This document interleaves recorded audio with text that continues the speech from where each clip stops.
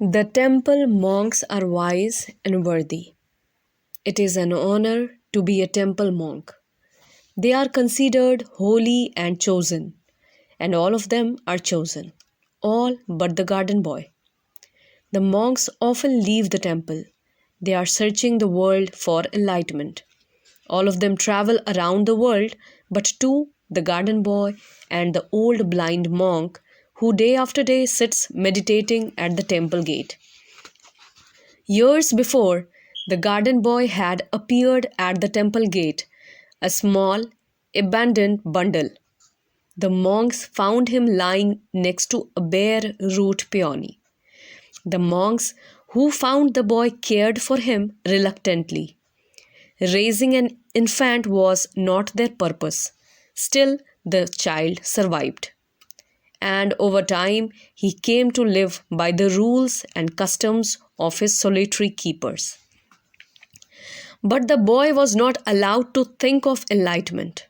The monks regarded the flower they had found lying next to him as a sign, and they made the boy their temple gardener.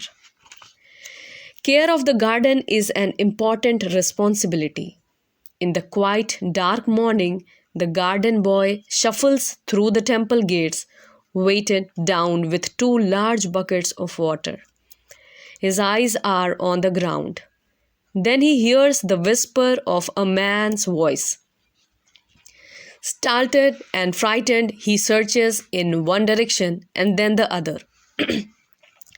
There is no one to be seen but the blind old monk who never speaks a word to anyone. The boy turns to leave when he hears the voice again.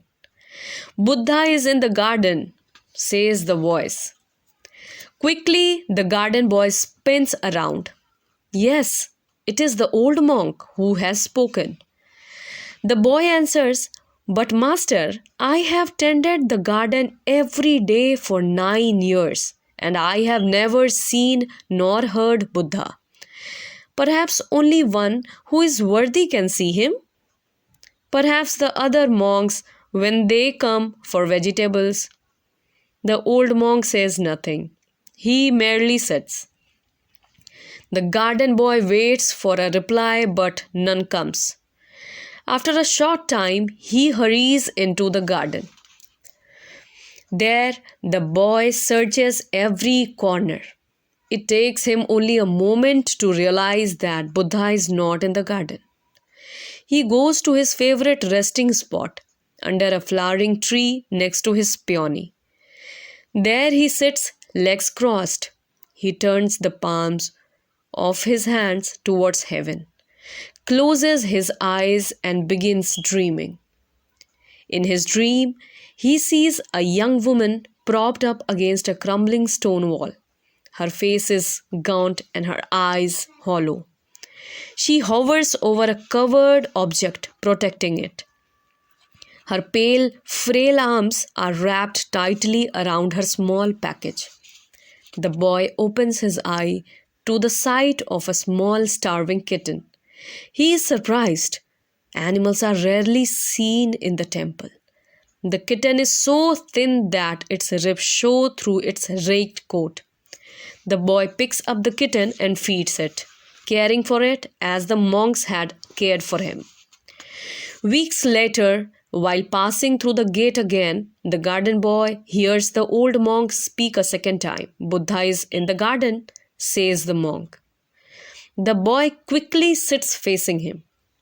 The last time you said that, master, I went and I looked for him. I found nothing but a small starving kitten. Master, where should I look? In what form will I find Buddha? After a few silent minutes, sensing that an answer will not come, the boy goes to the favorite resting spot. With the kitten curled up on his robe, he thinks about the old man's word. Again, he dreams of the young woman.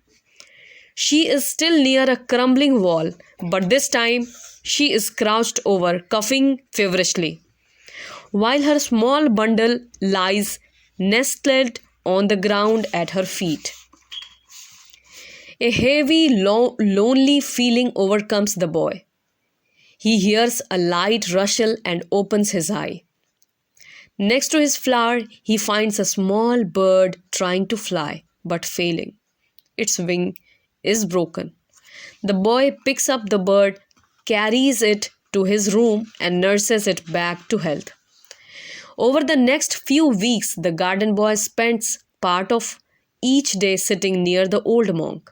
Hours after hours, he asks questions about life. He describes the beauty of his garden and of his peony.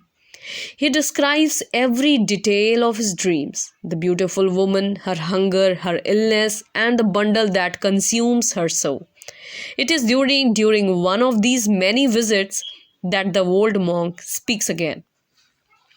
As the boy relates a long story about a bee that appears out of nowhere to hover in the garden, the old man interrupts.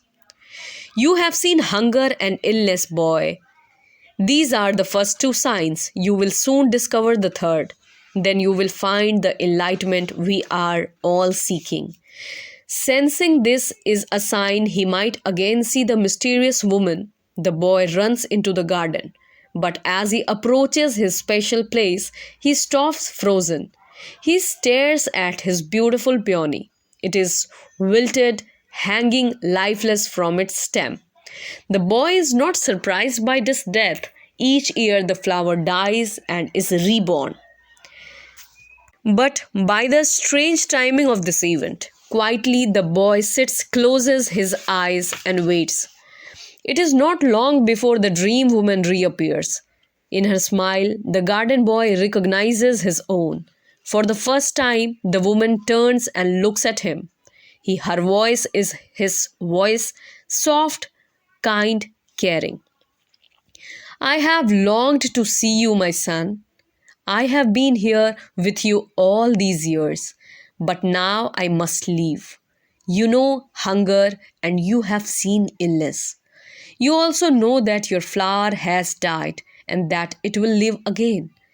You now understand how we came to be apart. This is the third sign, child. It is the key to enlightenment.